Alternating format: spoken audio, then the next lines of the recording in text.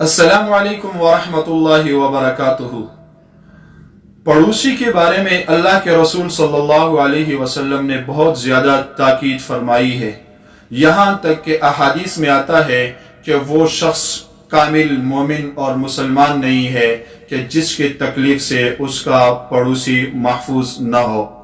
तो पड़ोसियों के बारे में अहादीस के अंदर बड़ी सख्त ताकीद आई है और उन्हें तकलीफ पहुंचाने से सख्त मना किया गया है।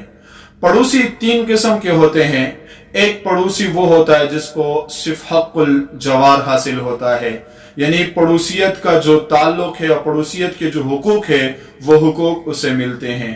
इससे मुराद हमारे पड़ोस में वो शख्स है जो गैर मुस्लिम हो तो हमारे ऊपर उसके पड़ोसियत के जो हुकूक हैं वो अदा करने लाजमी हैं।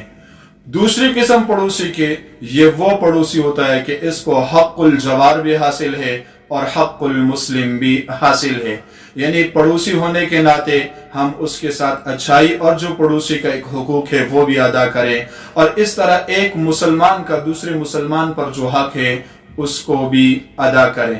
पड़ोसी की तीसरी किस्म ये है कि वो उसको हक़ुल जवार यानी पड़ोसियत का हक भी हासिल है और हक़ुल मुस्लिम यानी मुसलमान होने के नाते उसका भी हक है, और वो है कि हक़ुल क़राबत यानी वो कोई रिश्तेदार और करीबी और अजीज है तो रिश्तेदारी का हक भी है। तो उस सूरत में उसके तीन हुकूक हो गए हमारे पड़ोस में रहने वाले के, कि एक उसकी पड़ोसियत के हुकूक, दूसरे बहैसियत मुसलमान होने के उसके हुकूक, और तीसरे फिर अजीज और करीब और रिश्तेदार होने के हुकूक ये उसके अदा किए जाएं। पड़ोसी के बारे में अल्लाह के रसूल सल्लल्लाहु अलैहि वसल्लम फरमाते हैं कि जिब्राइल अमीन मुझे इतनी ताकीद करते रहे कि मुझे खौफ हुआ, यहाँ तक कि पड़ोसियों को आपस में विरासत में शरीक न कर दिया जाए और आपस में विरासत का हकदार न ठहराया जाए।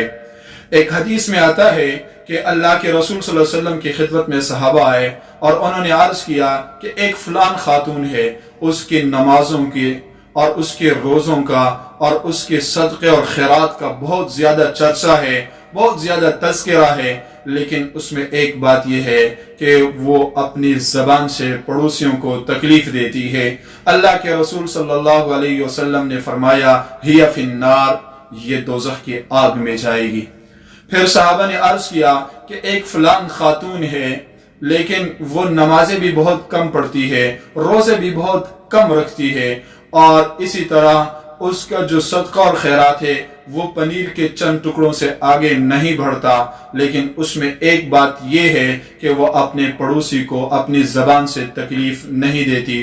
अल्लाह के रसूल ने फरमाया ये जन्नत में जाएगी। तो आप इससे अंदाजा लगाएं कि पड़ोसी को तकलीफ देना कितना बड़ा गुनाह है कि अल्लाह के रसूल सल्लल्लाहु अलैहि वसल्लम ने उसके बारे में फरमाया कि पड़ोसी को तकलीफ देने वाला जहन्नम की आग में जाएगा, पड़ोसी को न तकलीफ देने वाला अपने ज़बान से और पड़ोसी को खुश रखने वाला वो जन्नत में जाएगा। जबकि दीगर अहादीस में भी ऐसे शख्स के बारे में कहा गया है कि वो कामिल मुसलमान नहीं है, कि उसके शर और फितने से और उसके हाथ और पाँव से उसका पड़ोसी महफूज न हो। तो हमें इस बात का ख्याल रखना चाहिए कि हम अपने पड़ोसी का ख्याल रखें और हमारी ज़बान और हमारे हाथ पाँव के शर से हमारा पड़ोसी महफूज रहे। हत्तल इम्कान कोशिश करें कि हम पड़ोसी के हुकूक अदा करें। अल्लाह हमें पड़ोसी के हक अदा करने वाला बना।